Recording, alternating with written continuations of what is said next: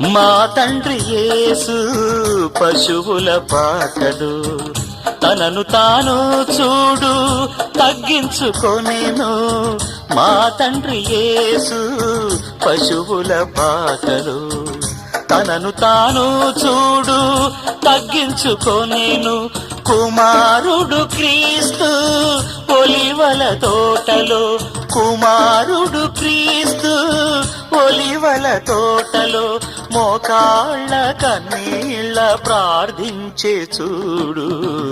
మా ఇంటి పేరు పశువుల పాక, పక్కింటి పేరు ఒలివల తోట, ఎదురింటి పేరు కల్వరి కొండ, మావాడ పేరు సియోను కోట.